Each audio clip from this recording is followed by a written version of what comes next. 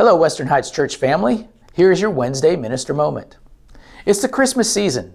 It's a time when people think about Santa Claus and they think about Christmas trees and getting the lights up and buying Christmas presents and looking under the Christmas tree and reindeer and snow and all of those things, and they think of Jesus.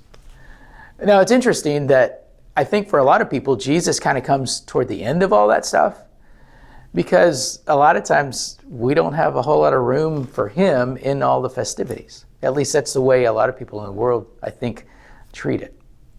It's not that they ignore Jesus, it's just that there's not really a tremendous amount of room for him with all this other stuff.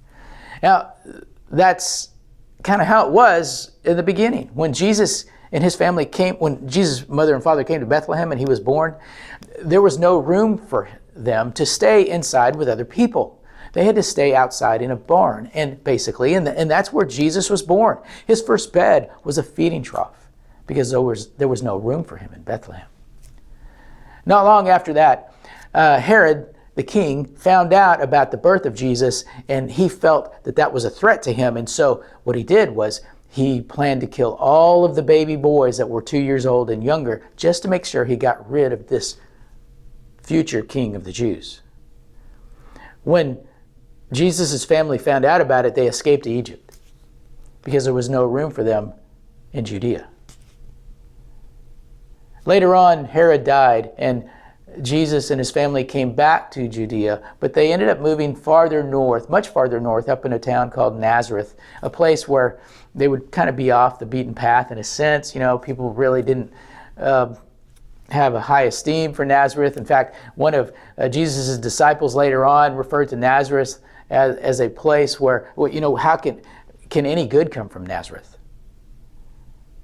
And so they were out of the limelight because there was really no room for them in Jerusalem. When Jesus started his ministry and the Jewish leaders began to learn about him, they wanted to get rid of him.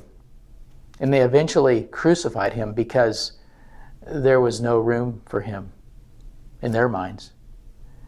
And in a sense, in the world, there's really not a whole lot of room for Jesus. It's interesting that the creator of the world came through Jesus to give the good news to the world, to the creation, and that this world has rejected him because there's no room in their hearts. Now, there's a lot of people that like Jesus. I mean, they like to pray to Jesus. They like to ask him for things. They like to think about some of the good things that he did and some of the nice things that he did for people. But there is a difference between liking Jesus and following Jesus. You see, if you follow Jesus, that means you've got to have room for him in your life and in your heart, because what he plans to do is change you. We can't truly follow Jesus without being changed. In 2 Corinthians chapter 3, Paul writes, talking about the followers of Christ, that we are being transformed into his likeness. We're becoming more like Jesus.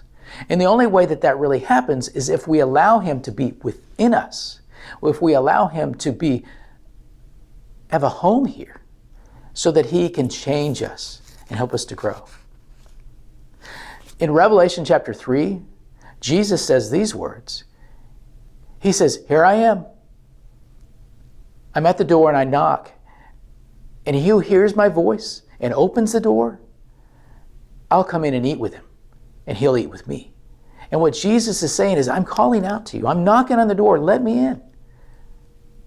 And the question is there room for him in our hearts and in our lives?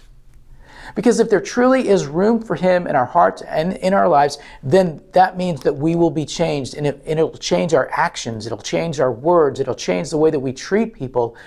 And when that occurs, that truly is good news, because we can have the kind of impact on others that the early disciples had on people, and they changed the world.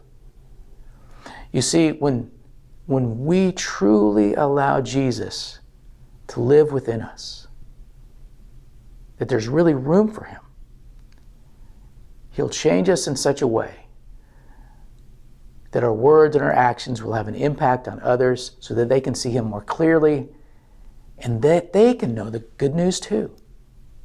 That truly is good news.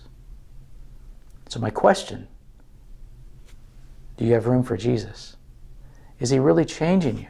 Do you like him or do you follow him? My encouragement to you is make sure there's plenty of room for Jesus in your life so that your life will be changed for the better forever and that you can have a lasting impact on those around you. I hope this is an encouragement to you, and I hope you have a great day.